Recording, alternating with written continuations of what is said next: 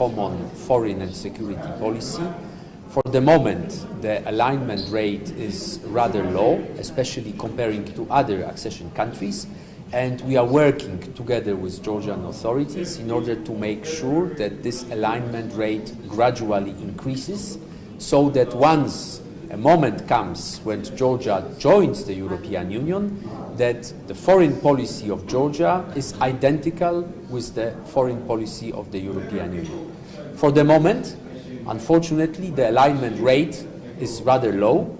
On the positive side, it is increasing, but still there is a long way to go for Georgia to have exactly the same position in foreign policy and in security policy as the European Union. And it complies fighting disinformation as well, right?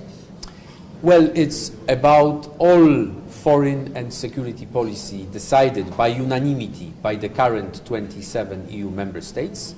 We expect all candidate countries, including Georgia, to have this alignment rate as close to 100% as possible. Fighting disinformation, fighting foreign information manipulation is step number one. Especially disinformation targeting the European Union and targeting the West in general. Here we see some improvement after Georgia has received the candidate status.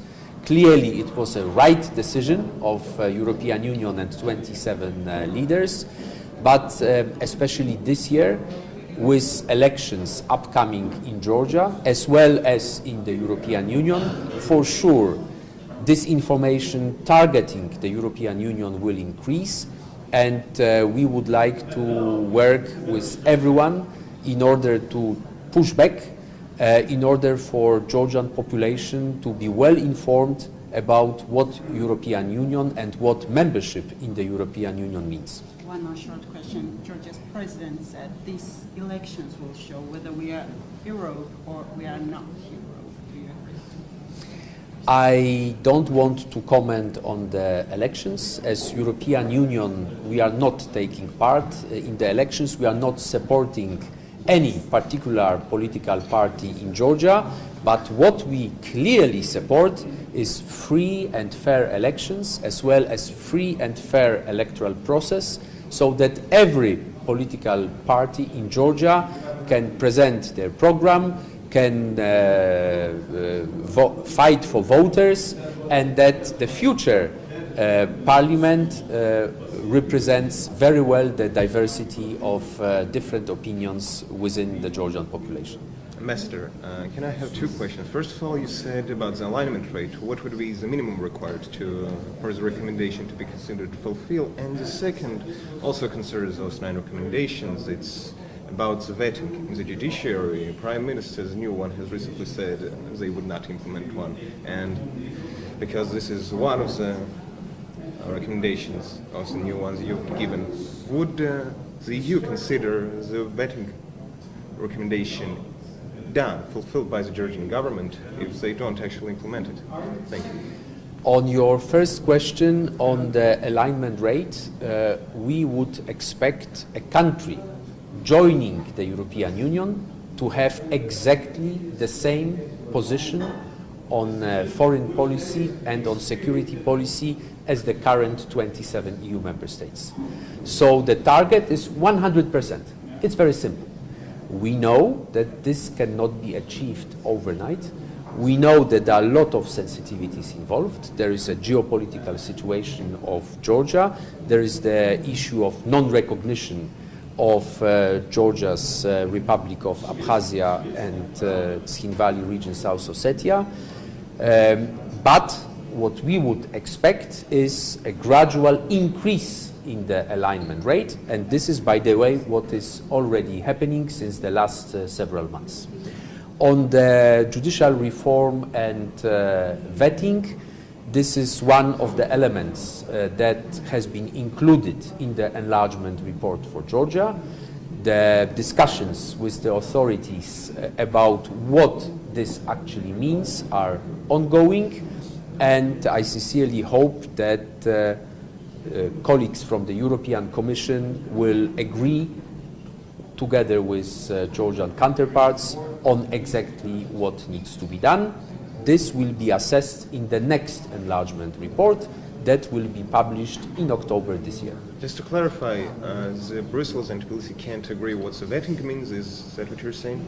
I'm saying that there are intensive consultations between European Commission and Georgian authorities on all 9 steps and on all recommendations that were included in the enlargement report for Georgia that was published last year, yes, including the issue of vetting. And the last one, if any of those 9 recommendations is not fulfilled, is not considered fulfilled, how will this affect the integration of Georgia into the EU?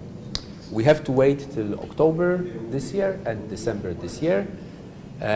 Currently, we are starting the preparations for the next enlargement report. We will have consultations involving practically everyone. We start next week with consultations with the civil society. We will, of course, rely very heavily on the input from the Georgian government. The report will be published in October, together with a recommendation from the European Commission to 27 EU member states. And in December, as last year, the leaders will take a decision to move or not to move to the next step, meaning opening of accession negotiations with Georgia.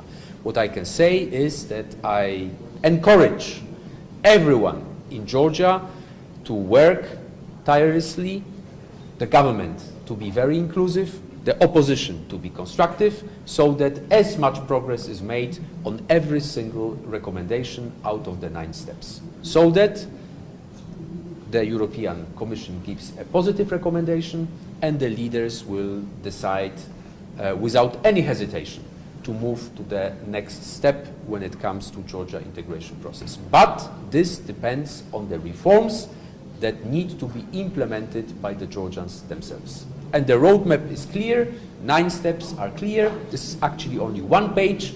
It's very easy to read. The work is ongoing, but as widely known, there are also elections in Georgia. So a lot of attention, a lot of energy will be devoted to elections. What we would like to see that in parallel, reforms are ongoing so that Georgia is well prepared, as much as possible is implemented out of the 9 steps, so that there is a positive recommendation in October and a positive decision by 27 EU leaders in December.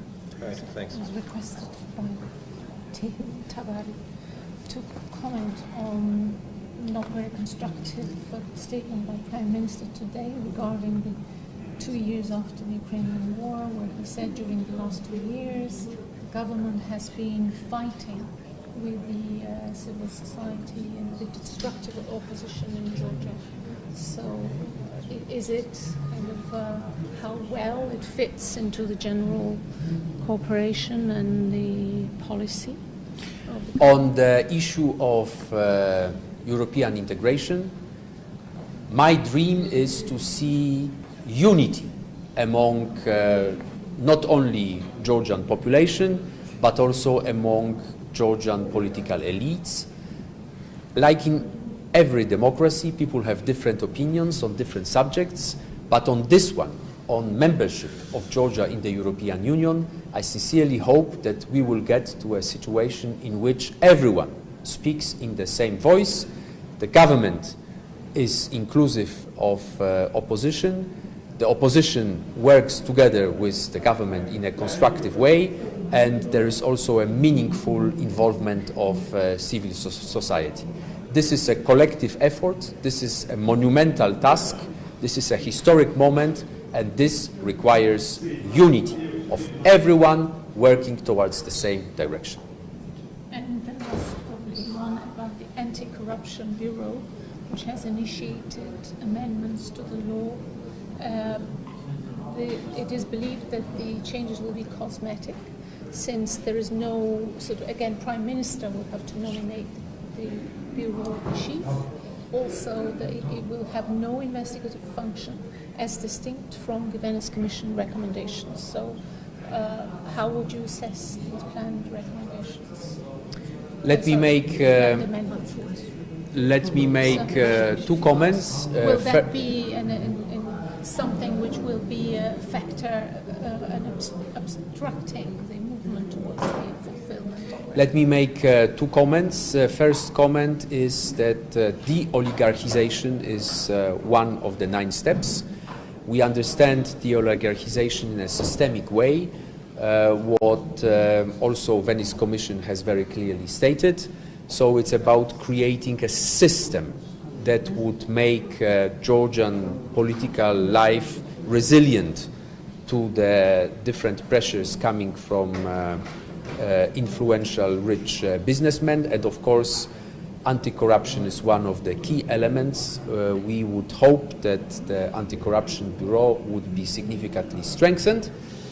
The second comment is that the Venice Commission is the international standard setter, and as European Commission we have always been repeating that Venice Commission should be consulted, and the recommendation of the Venice Commission should be taken very seriously, and I sincerely hope this will be the case when we are talking about Anti-Corruption Bureau, as well as any other reforms that Georgia is implementing towards fulfilling the 9 steps.